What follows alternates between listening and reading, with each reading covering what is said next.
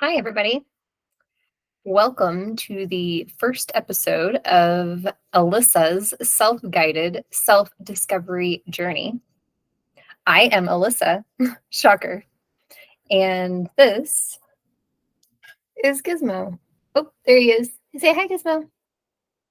He's like, why are you holding me like this? Anyways, Gizmo and I are on a journey together, and we are going to be discovering ourselves, and he is going to be my guide. And I'm so excited to launch this series. I have a couple of new podcast, video blogs, whatever you call these things, launching, and I'm excited to see where they go. This one is really for anybody who is trying to learn more about themselves, why they make the decisions they make in their lives, how to create long-term goals for yourself. If you're genuinely dissatisfied with your current life, but you're not really sure what to do about it, and you feel like you've tried a lot of things and like you've sought out all of the advice available to you, and you're just kind of grasping for straws. If that sounds like something that you've been experiencing, just know that, first of all, you're not alone. And second of all, you have come to the right place on the internet to see what it looks like for someone else that doesn't know you to share their personal journey and give examples and insights that are by no means intended to be instructions for you or guidance for you, but to be a sounding board for your brain to decide what your next steps are for yourself. Because I guarantee you, if you do everything that I am doing, you are not going to end up right where I am. We're different people.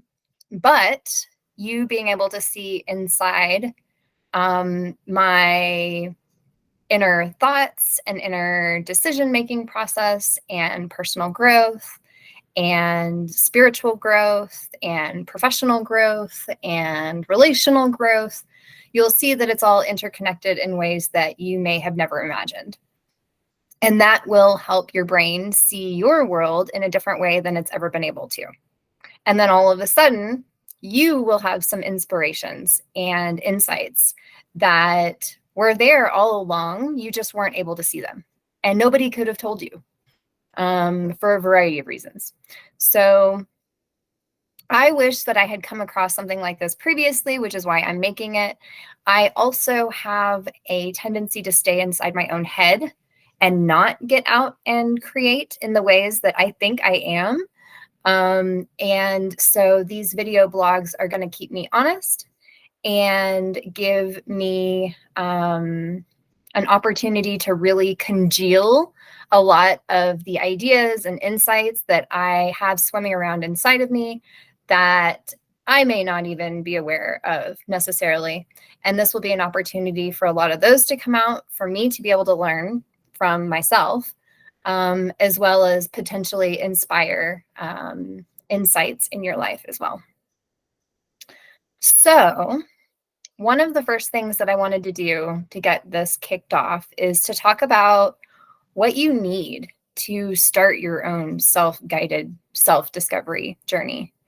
And a lot of people will tell you that you need programs, you need to go sign up for a system, you need to change your entire life and go vegan, or a lot of the different ideas that people have about what you need to do in order to start your self-discovery journey.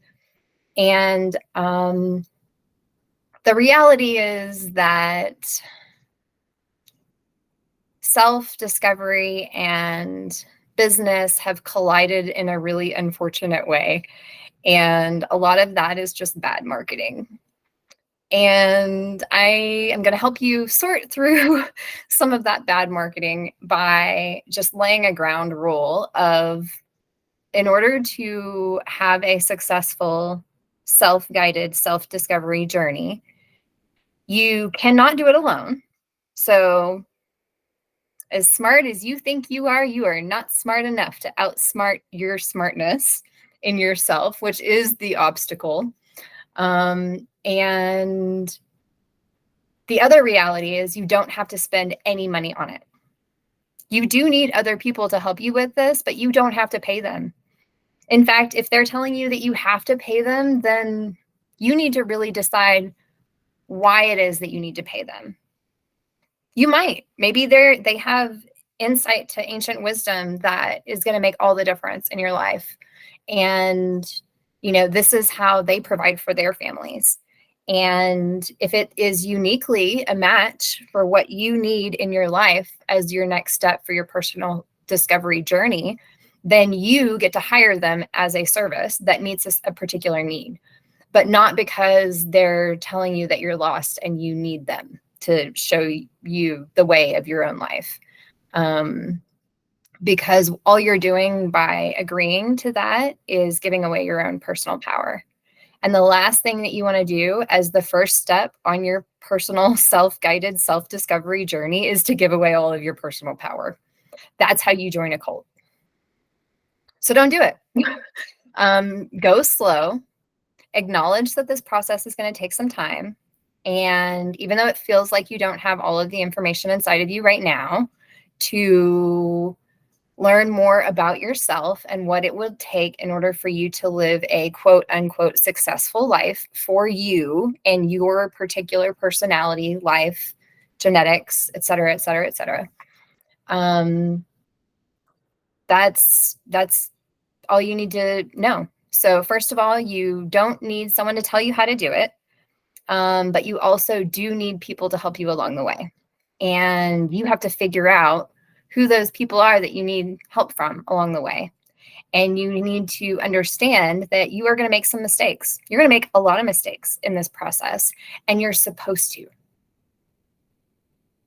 If you had all of the answers right now in front of you that are inside of you, then you wouldn't need to go through this process. So live your life, make mistakes, learn from them. And when you come up against mistakes that you seem to be making consistently, study them. And then ask the people who you know truly care about you what they think about those patterns in you and whether or not they think those patterns are present. Get confirmation from the people that you love that what you've got going on inside your head is somewhere in the ballpark and realm of reality. And then research the tactics that other people have used to solve that particular problem. So, for example, and if you're watching this, you've got some patterns that have an opportunity to have some awareness around them so that they can be healed, so that they can present in a more beautiful way in your life. And so an example of those patterns could be, martyrdom. If you constantly have people that need you to do something for them in order for them to be okay and feel safe and secure in their life, and if that thing that they need from you is constantly taking away from your ability to provide for yourself and do self-care and find time for the things that you know you should be doing for yourself so that you wouldn't feel so burnout, well, you got some martyrdom patterns going on. But the good news is that once you figure out what it is, then you can tackle it. It's like the monster under the bed. You don't have to jump from the edge of your bedroom onto your bed anymore because you know why you do that. And then when the opportunity presents itself for you to do that again, you have tools to handle that situation differently. And it sounds so simple. What I am saying sounds so simple, but it is not. It's because our brain is like, oh yeah, I got that, no problem. But then when we get in the situation where our martyrdom is knocking on the door, we don't even know that it's knocking. We're like, oh, hello, nice to meet you, new person. Never seen you before. How's it going? And then we're distraught when we get to the end of the situation and we can't pay our bills, or we realize that we don't know how to be kind to ourselves. Like, life is hard, guys. We do not need to be making it harder than it already is. And the way that we do that is by finding joy. And the way that we do that is by learning where our joy is, because we're operating off of survival instead of joy, which is what allows you to thrive. And I'm not talking about this whole false happiness bullshit either. Like, false happiness is a dangerous weapon because it's not grounded, and it creates unnecessary rifts in relationships that otherwise could be extremely supportive, cooperative relationships. And it's lonely. And it's also just frankly not sustainable. It's not possible to maintain this false positivity for a long period of time without crashing. Trust me, I've tried it. So all of that to say, so far, in summary, you can't do this on your own, but you also don't have to go pay thousands and thousands of dollars and hand your life over to someone else and have them tell you how to live your life purpose. And what I've found to be somewhere in the middle for me, which is easy for me because I love reading, but there were major points in my life where I didn't read a book in years. And now I devour them, like multiple a day sometimes. But so however you can access information that other people might have who have experienced the same things that you've experienced in your life, who are further along in their process and are sharing this information with people to help make their lives easier along the way.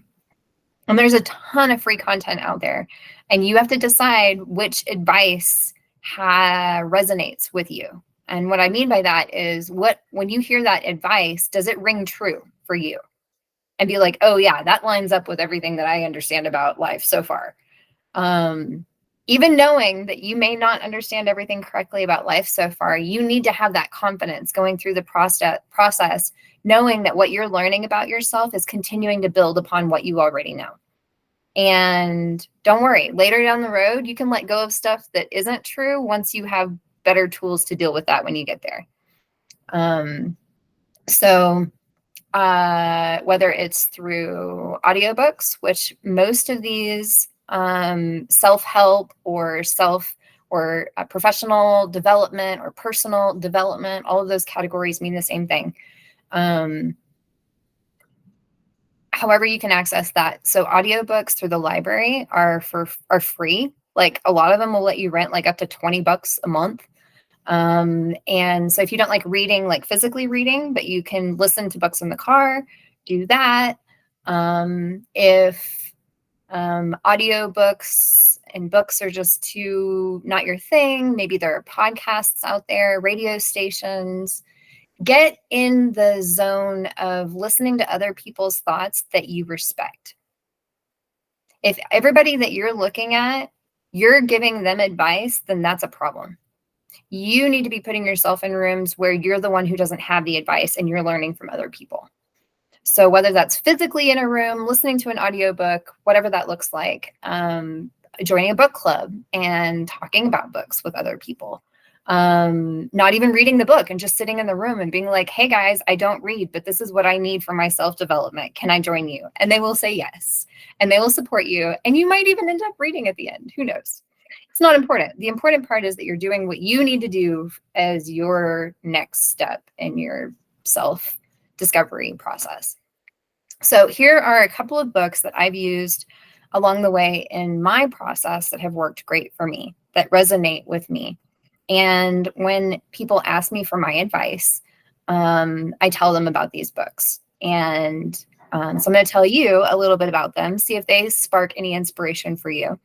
And what I'll tell you is that you're going to find advice in places that you didn't expect to find it, but start in the place that you do expect to find it. And then find the thread that really speaks to you and just kind of follow it. My thread went all over the place, which is why I'm creating this content, because I think it'll help a lot of different types of people. Whereas I am a lot of different types of people inside myself. Not everybody has that experience, but I certainly do. So see, these are some of the books that I've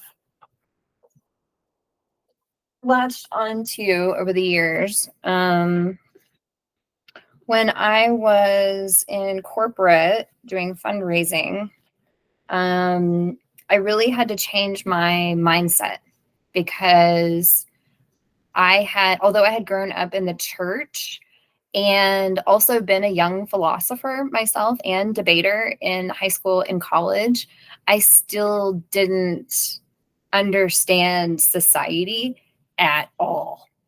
Like, I was really struggling. I could keep the appearances of looking successful and not like having my shit together. But the reality is I did not feel like I had my shit together. And the further I got in my life and my career, in my marriage, I just was not feeling like I knew that it was going to be okay and that I was going to be able to live up to the things that I've created and do them in the way that I need to do them. So I had to change my mindset. And thankfully, I was at a job where they offered a lot of professional development, which, like I said, is a lot like personal development and self-help. And it really spoke to me in a lot of ways that inspired me. So I picked up this book on my own. I can't even tell you how I found it. I don't remember.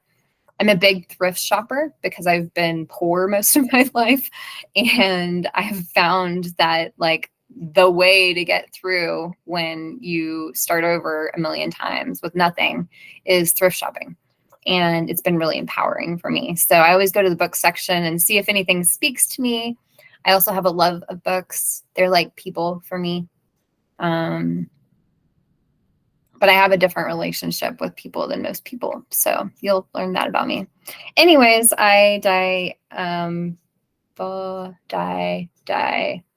help me. Somebody tell me what word I'm looking for. I have a friend who does this for me, but she's not here right now. So, okay, moving on. The book is called Mindset, The New Psychology of Success, How We Can Learn to Fulfill Our Potential, Parenting, Business, School, and Relationships by Carol S. Dweck, Dr. Carol S. Dweck. And my little thingy is going to make it hard. Let's see. Well, I'll make sure to post links to these in the information below the video. So again, it's called Mindset. And it's basically, I'm just telling you this so that you can look up some books on mindset and think about your mindset and think about how you think about the world. Haha, that got meta. All right, this is another mindset one. It's called Pathways to Possibility, Transforming Our Relationship with Ourselves, Each Other, and the World. And it's by Rosamund Stone Zander. The Art of Possibility, Pathways to Possibility. I think it's part of a series. If it's not, there's another series that's a possibility series. And these are great. These really opened up my mind to the psychology and the biology of our brains and how our brains work in a way with reality that I did not understand growing up. Being extremely intelligent, surrounded by lots of intelligent people, like never picked up on that. So, and now that I'm studying it, as an amateur, mind you, I'm learning that as humans, we're just now starting to realize this in psychology and like neurobiology.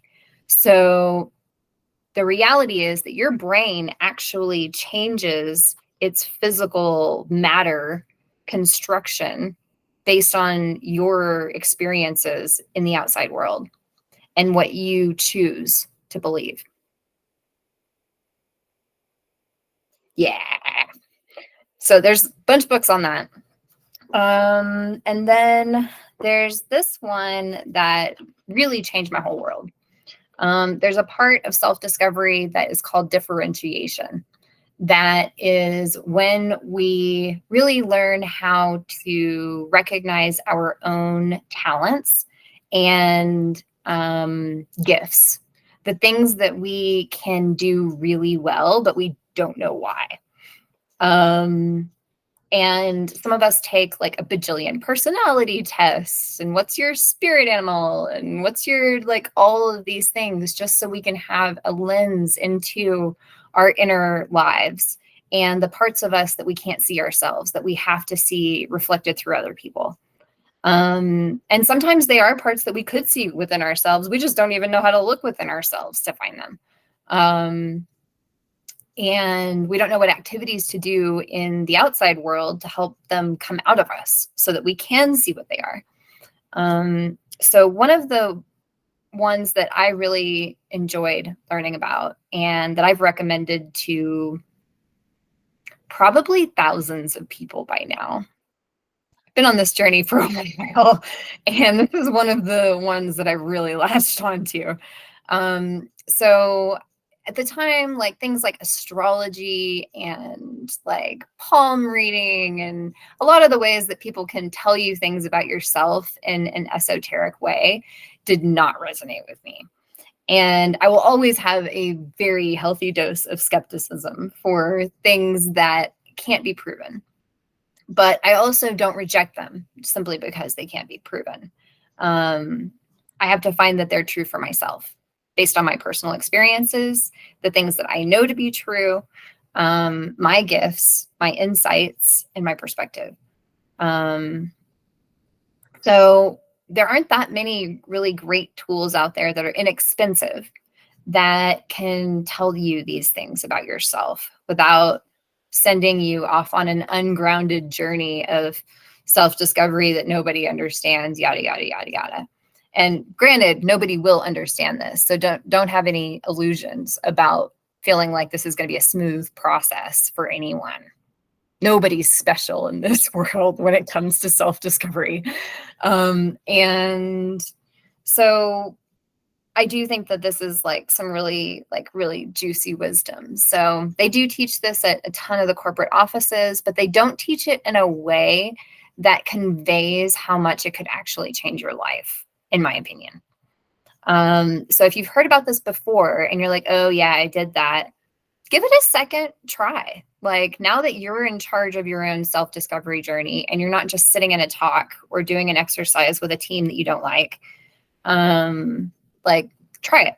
So this is called Strengths Finder 2.0. It's from Gallup. And Gallup is well, let me tell you about the author first. It was written by Don Clifton, and he is known as the father of strengths psychology and the inventor of Clifton Strengths. Gallup is a research institute that has been around for a long time. Somebody check some stats here or facts for me. But I want to say they've been around for like 50 years at least, if not longer, maybe 70. Pretty much as soon as like the business world started tracking things in America, they started to track employee success in the workplace. And they've been studying the psychology of doing work in the Western world and what it takes to become a successful leader, what it looks like to have that secret sauce of having it versus just being one of everybody else. And they've put some really smart people with a lot of data over a long period of time in the modern world about what it looks like to have various strengths and talents. And the way that it identifies what your personal strengths are is you pay $20 and you buy this book. And it's not a book that you read. It's a book that's like a dictionary. It's like an encyclopedia. It's a reference book. So you can look up the different talents that you have. And if you do the $20 book, it gives you the basic report, which gives you your top 5 strengths. And frankly, most people, that's all you're ever going to need is your top 5 strengths. You could spend the next 5 years studying your top 5 strengths and transform your life significantly by using the strategy of letting your strengths and leaning on your strengths to achieve your goals. None of this worrying about the things you're not good at and making them better deal, because the reality is you only have a limited amount of mental energy and physical and all the other stuff, but especially mental. And when you use that mental energy on trying to bring up your weaknesses, you empty your tanks, and then you have nothing left to work with to create. So stop worrying about the things that you're terrible at, and that when you do them, it is like painful and excruciating to do them, even though it seems like other people enjoy it. But no, that's like, and don't judge yourself about why it is that what's wrong with you, that you can't do that. Like, all of that's wasted mental energy. What you need to do is just say, oh, cool, that's something I'm not very good at. I'll keep doing that for now. But as soon as I can stop doing that and either pay somebody else to do that or have somebody in my life do that for a trade, and I'll do other things for them, like, that just solves that problem. And now no longer do you have to approach that thing that you feel like you have to do, even though you are terrible at doing it. And it just screws up your whole energy for the day. So you don't do that. Instead, you focus on your strengths, and you look at each problem as an opportunity to apply one of your 5 strengths to see how it can help you out in that situation. And then you build muscle memory in your brain that says, I'm really good at this. I should do this more often. And then all of a sudden, what used to be like always feeling like an uphill battle in terms of being able to make money, being able to have success in relationships, all of those things, they start clicking. Because you're no longer projecting what you're bad at out to the world. You're projecting what you're good at out to the world. And it likes that. And it gives you the things that you want more when you do that. So StrengthsFinder, for my scientist friends out here who are never, ever going to listen to anything about astrology or any of the esoteric stuff, and you don't have to. Like, it may not be for you in this life. And more power to you, but all you need to get started on this is something like StrengthsFinder. Okay, another book that I read that I absolutely love is another one that I came across at a thrift store. And it is called Small Business, Big Life: 5 Steps to Creating a Great Life with Your Own Small Business. And it's written by Luis Barajas. And I had never heard of him before when I picked up his book.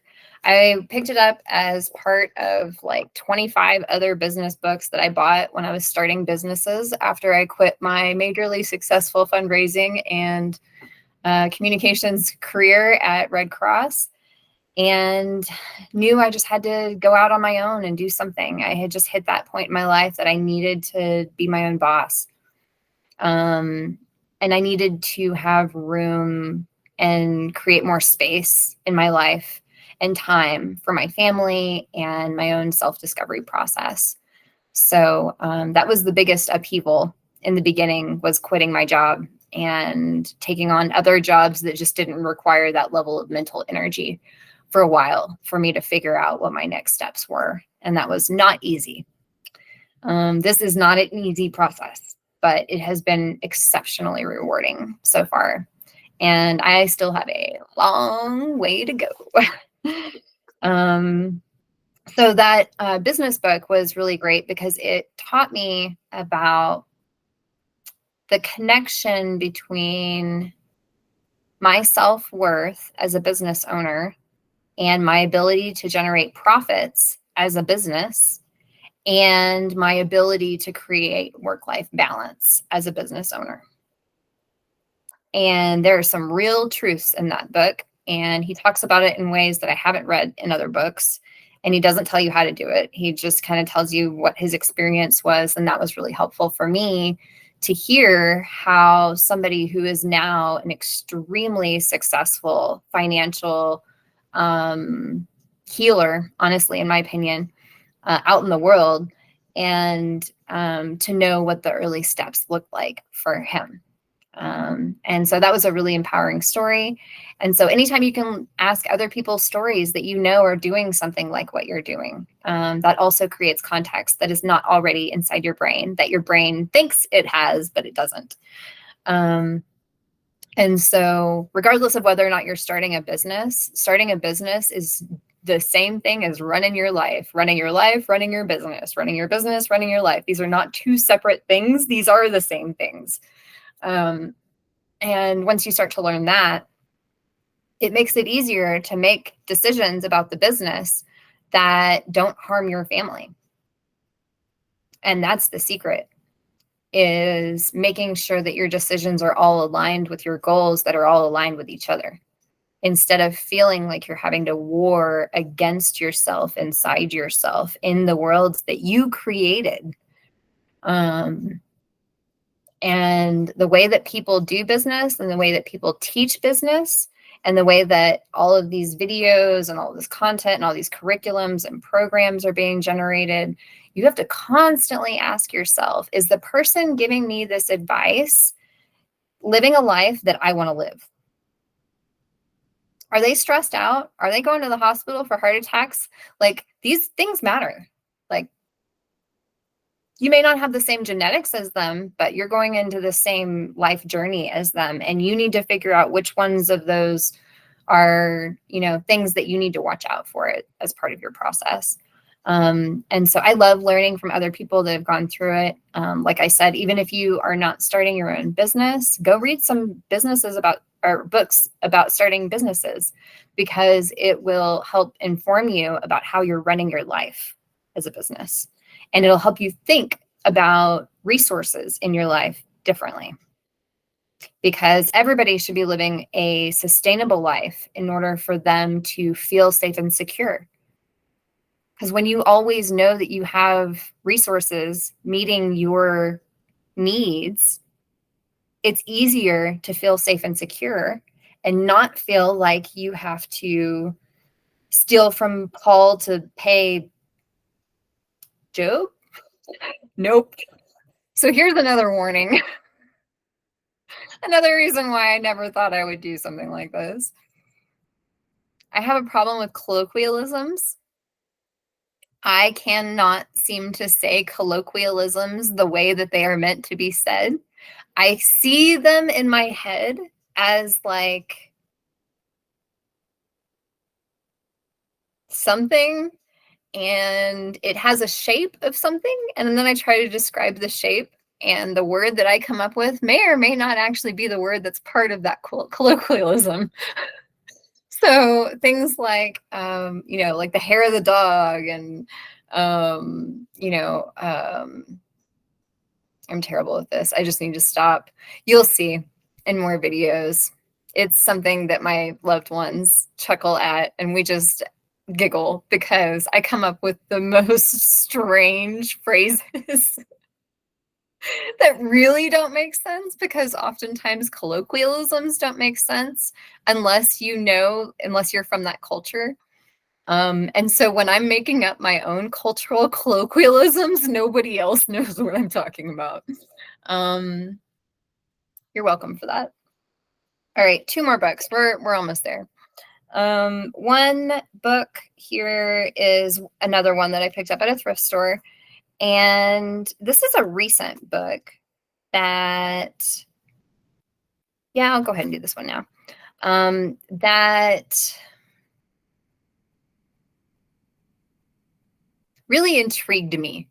So I have a fascination of archaeology and ancient history and history.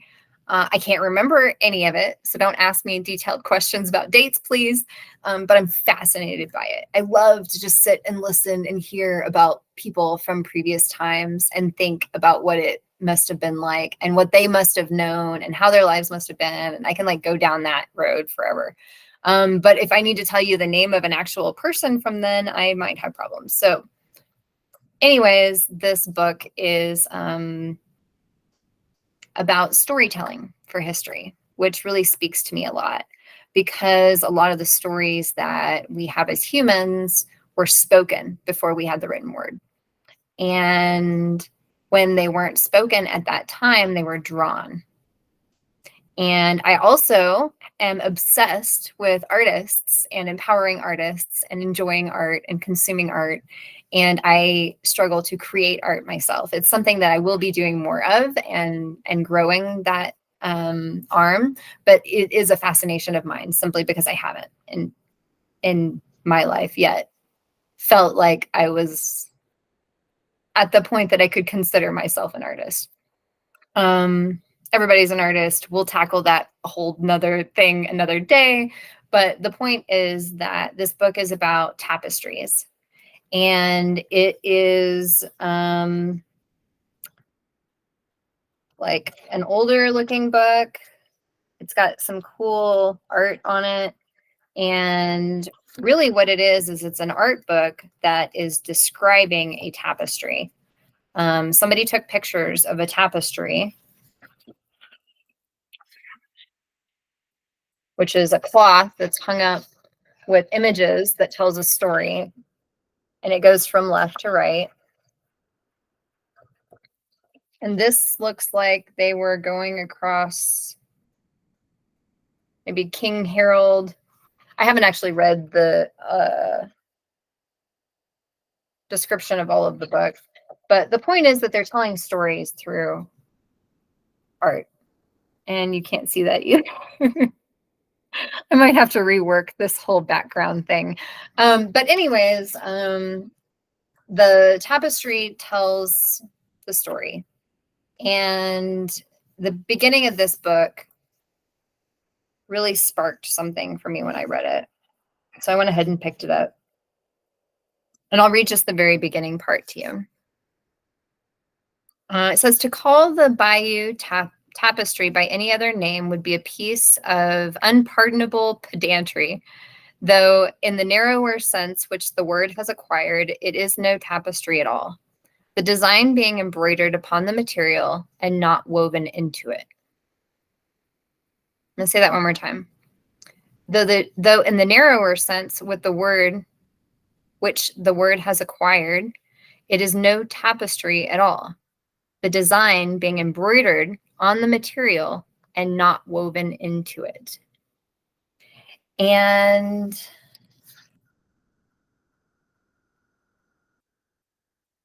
the significance of that for me is that I felt like for the first 30 years of my life, I was wearing my personality, but it wasn't woven into me. And I don't know if if it sounds as significant to you as it feels to me, but that was a pretty big change in my personal growth process, is when I realized that not only do I not have to live dual lives, but I am going to feel more safe and secure and confident and powerful and talented and sexy and all of those things when I am embodying me instead of trying to get the reactions from the outside world that I think I'm supposed to be getting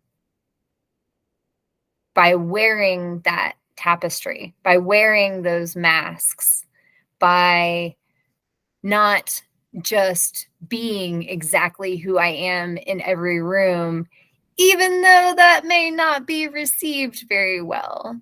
And to use that as a gauge to figure out which rooms I want to be in.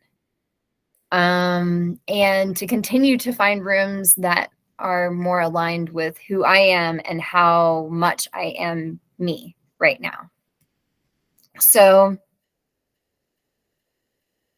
all that to say, I don't even know what other cool insights I'm going to get from this weird book about tapestries, but who knows?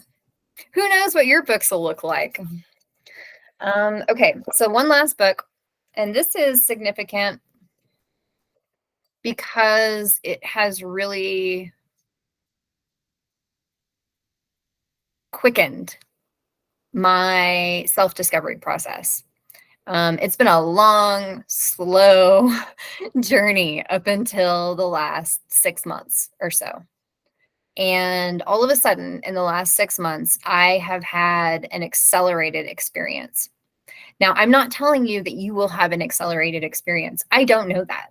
I don't know why I've had an accelerated experience yet at this point. But I can tell you that it is true and that I have been able to shift so many negative behavioral patterns that I have in myself as a result of this teaching.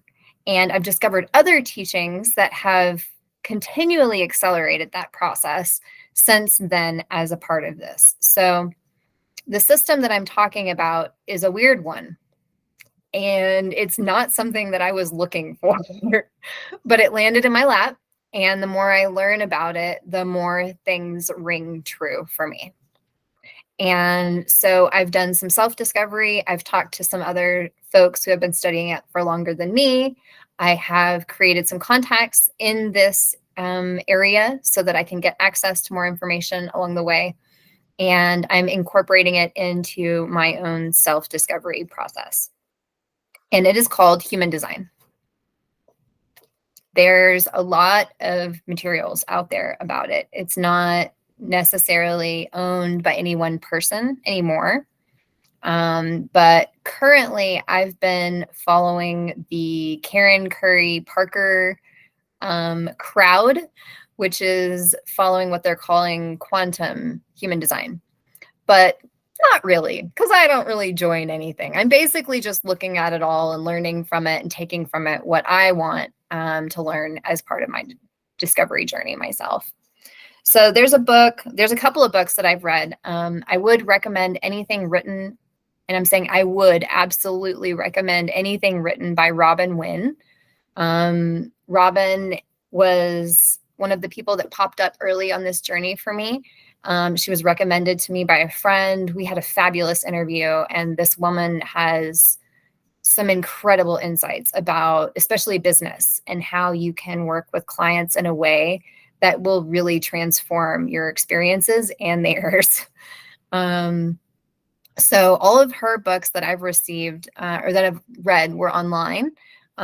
She does have physical books. I was just cheap and getting the downloaded versions, and she sent me some PDFs and things like that because she's amazing. And this is a book that I picked up at a conference that I attended a couple of weeks ago for human design in Colorado Springs. And this book is called Abundance by Design, and it is written by human design experts. So there's a lot of authors in it, and they all kind of describe how they came across human design and what it changed for them and why they're teaching human design now. I believe all of them are teachers. That's an assumption I'm making, but I've read a large portion of the book. I haven't read it from the front to the back. I've read it almost like as a reference guide, but it's fabulous as well. I highly recommend that as a starting book for human design if you're interested in learning about human design. I'll talk more about human design on my other channel because I've got one called the Manifester Life, and it's all about my human design energy type being called a manifester. So if you want to learn more about human design, pop over there, do some of your own stuff. I'm going to keep this channel as more of a general one. We will talk a little bit about human design as it comes up and is related to other programs, but it's not going to be a focus necessarily.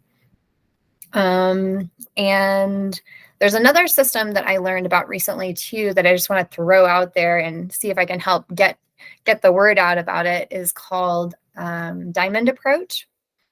And it is, I won't talk about it very much, but it's like a practice, a modern practice that's popping up that doesn't require you to believe anything.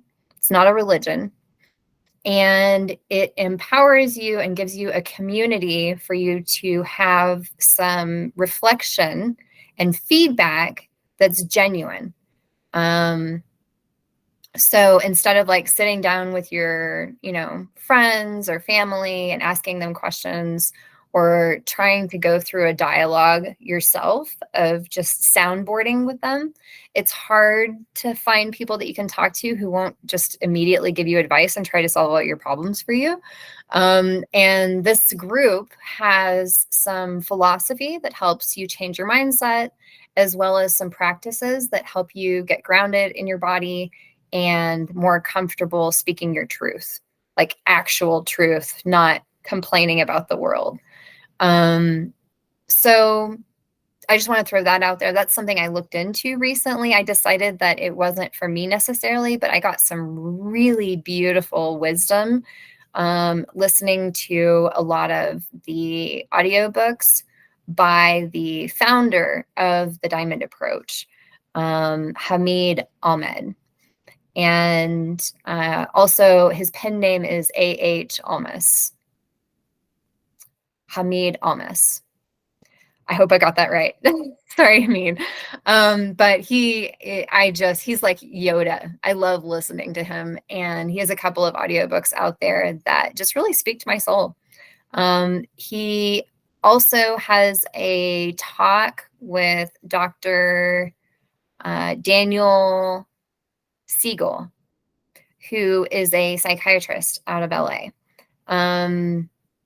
I think it's LA, one of the major colleges out there, like UCLA or something like that. I think it's UCLA. But anyways, I also have really enjoyed reading and listening to Dr. Daniel Siegel's books from a psychological perspective and neuroscience.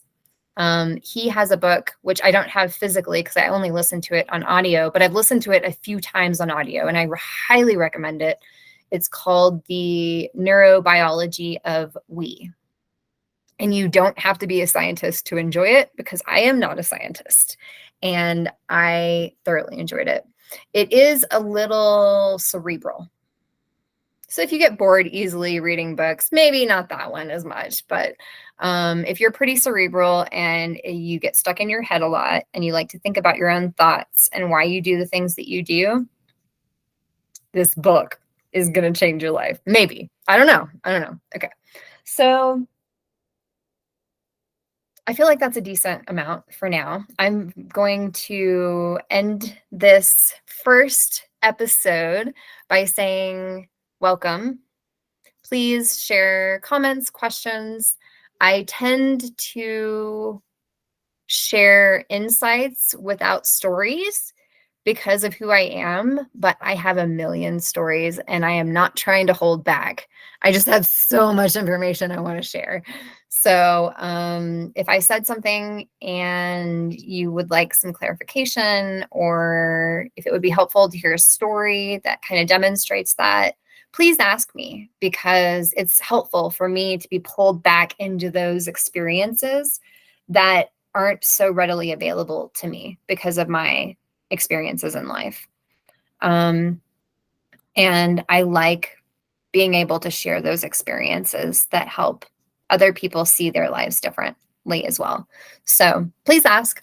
And if you want to see more of what I'm doing, I've got one more YouTube channel, the Manifestor Life channel, which is about human design stuff.